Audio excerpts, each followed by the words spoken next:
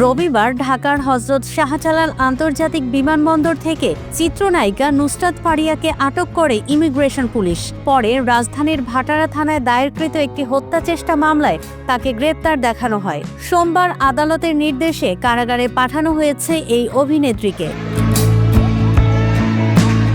দেশের রাজনৈতিক উত্তেজনার মাঝে নুসরাত ফারিয়াকে গ্রেপ্তারের খবর নতুন মাত্রা যোগ করেছে। বলা যায়, টক অব দ্য কান্ট্রিতে রূপ নিয়েছে বিষয়টি।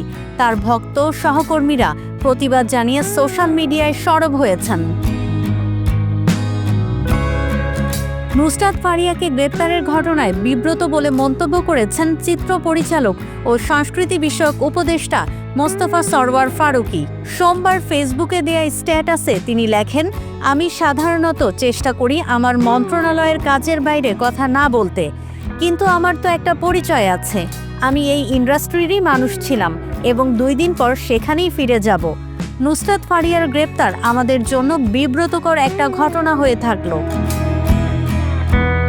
মহানগর নির্মাতা আশফাক নিপুণও ফেসবুকে নিজের অবস্থান পরিষ্কার করেছেন। তাতে এই নির্মাতা লেখেন, এভাবেই দিনে দিনে প্রকৃত খুনি ও অপরাধীদের বিরুদ্ধে মামলা দুর্বল করতে অন্যদের সফট টার্গেট করা হয়ে আসছিল এবং করা হচ্ছে। এটাকে আর যাই হোক সংস্কার বলে না। হত্যা চেষ্টার যে মামলা করা হলো এবং যে হত্যার সময় তিনি দেশেই ছিলেন না, সেই অভিনেত্রী নুসরাত ফারিয়াকে গ্রেপ্তার এবং কারাগারে প্রেরণ দুর্ভাগ্যজনকভাবে সেই ইঙ্গিতই দেয়। আমরা জুলাই গণহত্যার সুষ্ঠু বিচার চাইছিলাম, কোনো রকম প্রহসন চাই নাই, এখনও চাই না। চিহ্নিত অপরাধীদের পালিয়ে যাওয়া বা পালাতে দেয়া এবং ঢালাও গায়েবী মামলাবাজির নাটক বন্ধ করেন।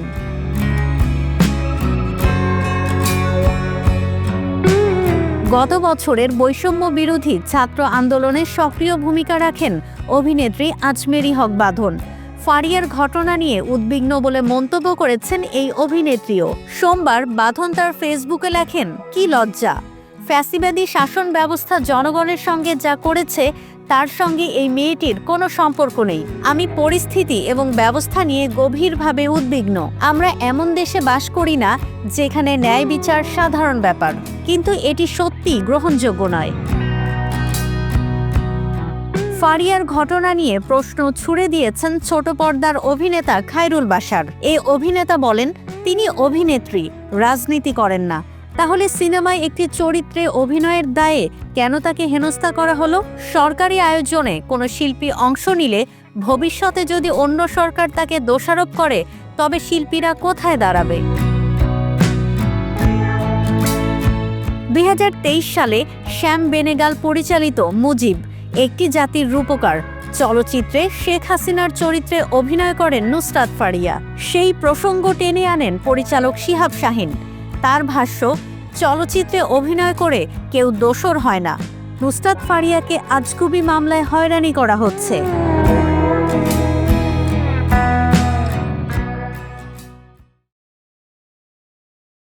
ওয়ালটন আবারও মিলিনিয়ার অফারে ওয়ালটন ফ্রিজ কিনে আপনিও হয়ে যেতে পারেন মিলিয়নিয়ার। মিলিনিয়ার ছড়াছড়ি দেশ জুড়ে, এটা শুধু ওয়ালটনই পারে।